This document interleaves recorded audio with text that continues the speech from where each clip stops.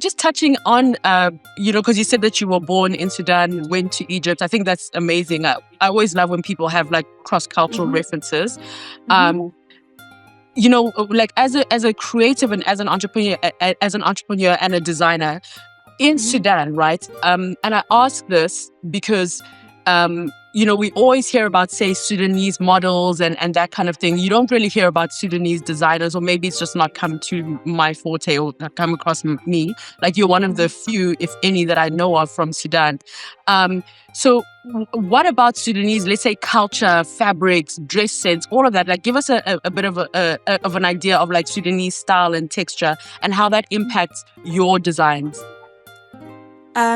I've been very privileged and honored to, like you said, be amongst the first Sudanese female designers to, I guess, pave the road for if they existed, they did it on, I guess, on the ground or within the premise within Sudan. And it was my absolute honor to take our fabrics, cultural fabrics, and transform them, obviously, because I love innovation in my design, take traditional fabrics that I use within wedding, I guess, scenes and whatnot, and change them into the Western silhouettes.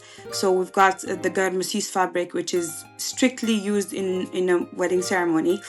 I made a blazer out of that, and it went viral in 2018, and everybody thought it was taken really well by the Western world. And in my culture, obviously, people are reluctant to accept change sometimes, but it did open up their, I guess, horizons, and everybody started I get a lot of females messaging me, telling me, we aspire to be like you and we want to be like you. And I feel honored to be a trailblazer in this scene.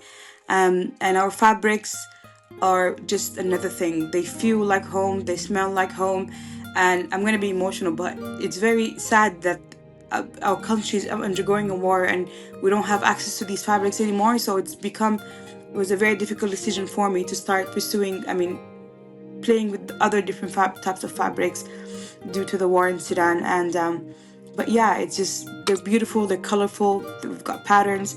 And one of the pieces was selected by Fashion Trust Arabia and is actually showcased as we speak in Qatar, in Doha, under the patronage of Her High Excellency Sheikh Al-Mayasa Al-Thani. And it's a beautiful skirt made out of Sudanese fabrics. And my love for my country and my fabric has landed that skirt with an Adidas reworked jumper in a museum almost. So it's just a testimony to how strongly I feel about my fabrics and my culture. Alhamdulillah, I'm grateful. I did want to get a bit more into the brand, because you mentioned in the beginning of the conversation about how you started, Boutique de Nana during maternity leave. Like, and it's really clocking in my mind right now. I'm like, just as women are so resilient, just like literally, it's like, I have a baby, I'm starting a fashion line, and then what can't I do? So, so what was the mindset? Like, so explain like how you actually started the brand, how you started designing, and who some of your first clients were.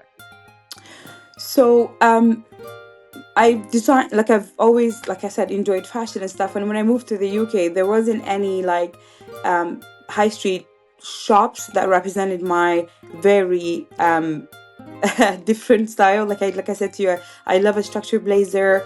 I love mixing concepts, so East and West. I love outlandish clothing, and that I couldn't find in the high street. And I always stood out from a very young age. Even in Canada, I designed my own prom dress because nothing appealed to me at that point when I was 16. So when I came to the UK, I just Googled a class online, and I took my two daughters, I gave birth to them back to back, so they're 13 months apart.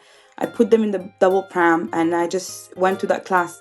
My teacher, we're still in touch, my mentor, Sarah Valentin, took over and told me it's in me and I should start. So I've taken some local fashion design classes, some entrepreneurship classes. And then I started BDN. It was I guess 2016, 17, at that point. And yeah, I never look back. Yeah.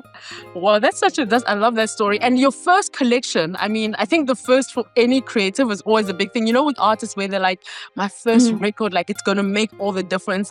What was your first collection like? Like putting that together? What did you get it showcased anywhere? Talk us through that.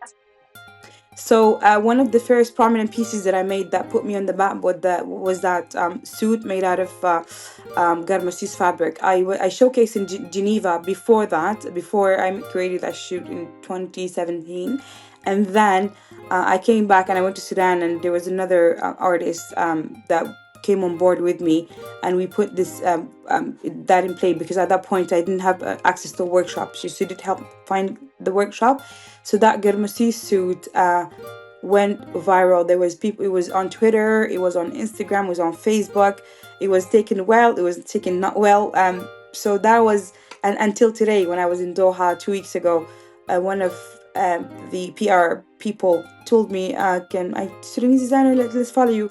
And then she opened Instagram and she was like, "Oh, I do follow you. I remember I followed you since you made that suit." And we connected over that suit. So I think that suit, the collection was called Adil and Zain. That was the one that put me in the map. Yeah. 2018 that was. But yeah, ever since then, like I said, I never look back, and it's been a journey. I showcased in London Fashion Week, after Paris Fashion Week, and Milan Fashion Week actually. So yeah, been steady and up, going forward since that time. Yes, right. I'm also curious, when you said that you when you were showcasing in Milan and all of that, you know, there's some people, so a lot of times, like when designers showcase their fashion, they have a very specific kind of person or model that they would want in their fashion, even for like international fashion shows. For you, when you select models, like, is there something that you look for at these fashion weeks where you're like, I only want this kind of model? You know, are you like that, or like how do you go about with model selection? So the general feel of my brand is a modest fashion brand. So obviously, we whoever is able to translate that story or that concept to my clients would be my perfect model. Obviously, as an African woman, you have a lot of people asking me to use only African models or dark skin models. So I tend to have a variety, because I don't like to discriminate, and then to just use a strict, shape or form of model. I like to use people from across the spectrum. So if I'm using, for instance, my Sudanese Garmasi suit, it was Sudanese, but I used an Italian model.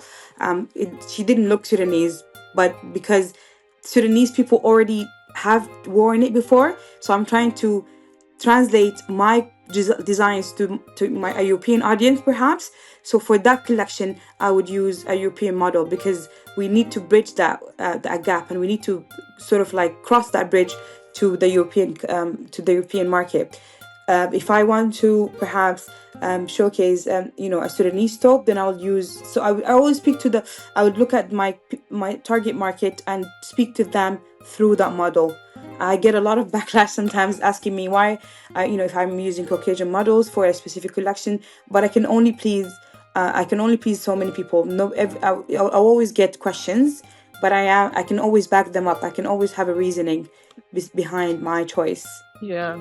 Well, I mean, it's almost one of those things that no matter what you do, somebody's going to have something to say. So you have 100%. To know, you have to be very clear. And I think it's quite smart. You know, you can't go in and have like an all change, like revolutionary moment. Everyone's going to be like, you've got to bring it in like incrementally. The suit, we did have people from the Western world fall in love with the Sudanese fabric. So message accomplished, ticked, you know what I mean? So if I had used a Sudanese model for that shoot, then my people already have seen the fabric, they've fell in love with the fabric, but I'm trying to make another group of people fall in love with it. Yeah. So I speak their language. Does that make sense? Yeah.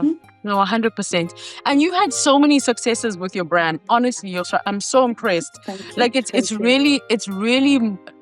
just amazing to consider you started during maternity leave and you had children back to back. So that's wild.